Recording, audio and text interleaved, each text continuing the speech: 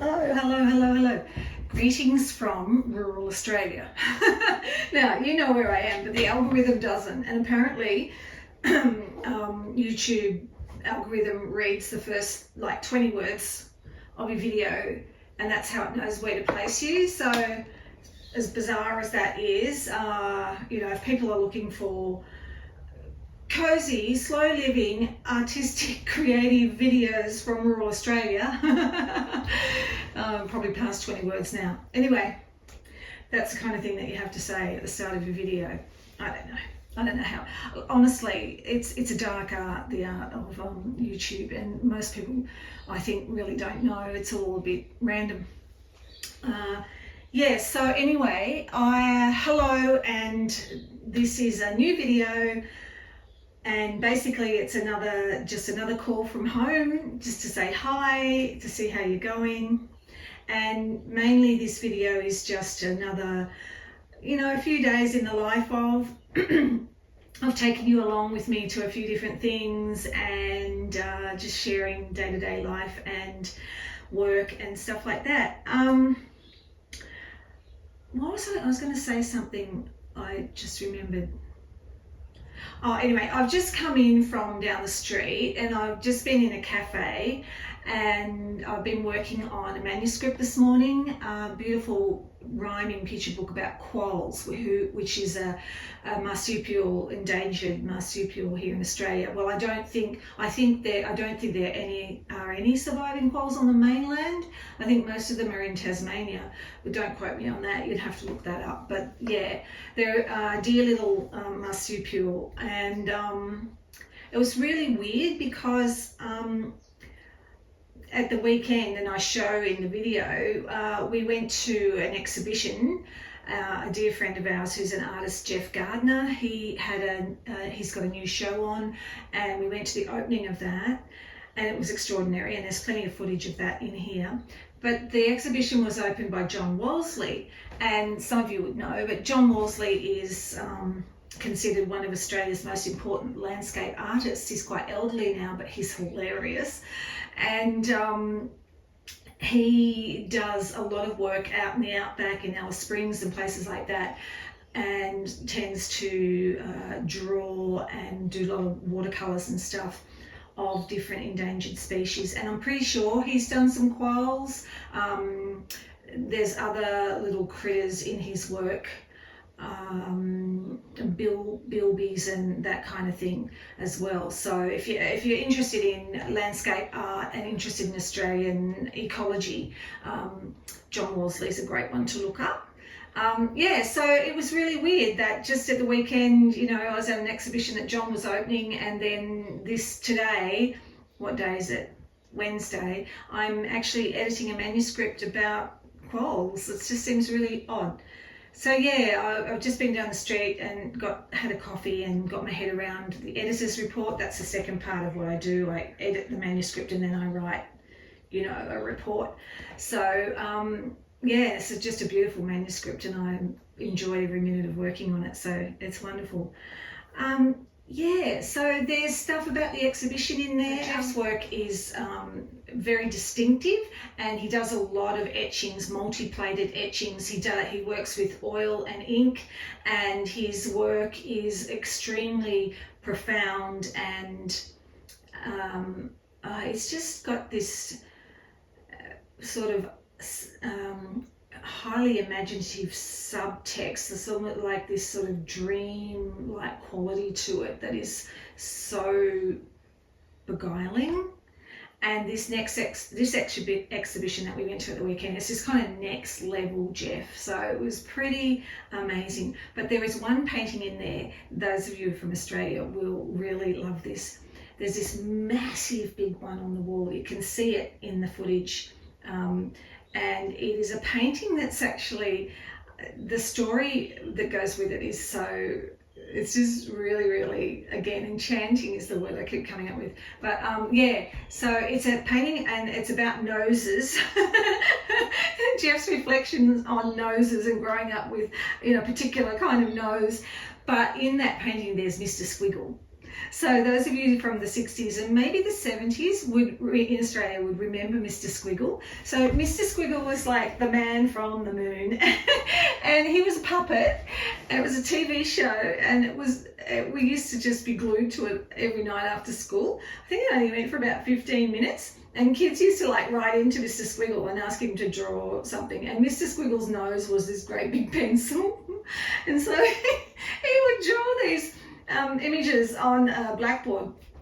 But the catch was that the images were always upside down. So you never knew what Mr. Squiggle was drawing until the blackboard was turned around the right way, and then you'd be stunned and amazed by his extraordinary talent. So that was the big gimmicky catch, from Mr. Squiggle. And then he'd sort of get back into his rocket. In the 60s, kind of everything looked like it'd been made in someone's garage. Adorable. Anyway, Mr. Squiggle features in this great big painting, this oil and ink painting of Jeff's. So I'm pretty sure that a lot of you will just love to see that blast from the past with Mr. Squiggle there. So that was a beautiful exhibition. There's also some craft in this video. So I made a duck. I made a felt duck. It's hanging up there. So made it over a couple of days. So I take you with me as very freehand, and I enjoy every second of making that. There's a little bit where I show my computer screen because I actually sat down here and I had Spotify on, and I was listening to YouTube Rattle and Hum. I'm still on this 80s bent at the moment, and just listening to that and making my felt duck, which is a kind of strange juxtaposition of domesticity and hardcore soft rock, I suppose. I don't know what it was called back in the 80s. But yeah, anyway, so that's in there too. And some other stuff as well. I finally got some flowers. So but this is your weekly call from home. So without further ado, I'll get back to my editor's report now, and I will see you in the video. And don't forget to like and subscribe if this is your cup of tea. All right, I'll see you in there. Bye.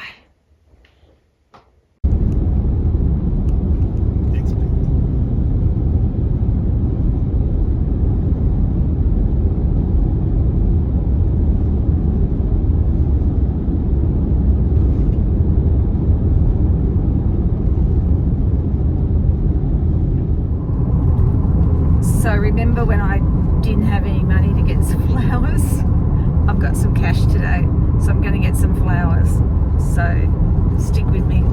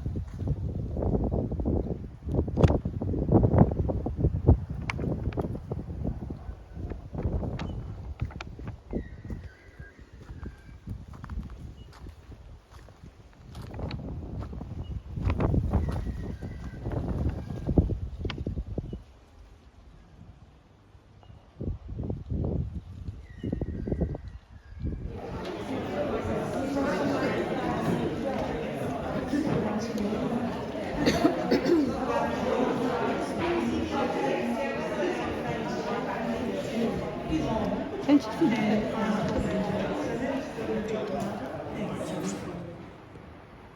think that this might make my woolly voice really quite clear. I forgot to put my ear things in this morning when I got up, so I can hear myself talking.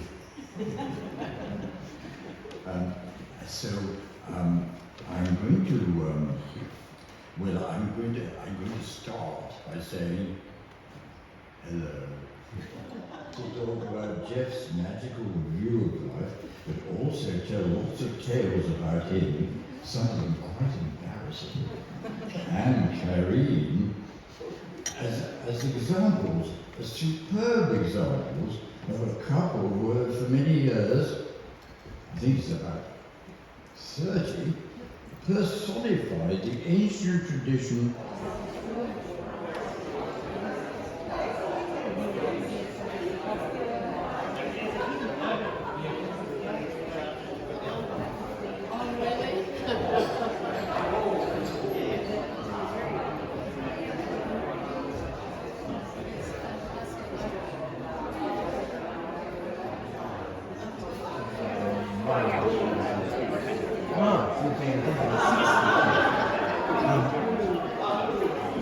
He was in the city where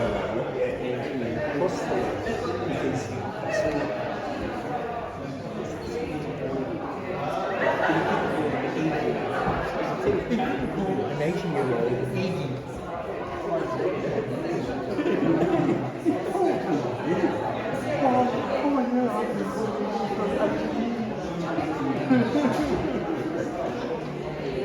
So that was days.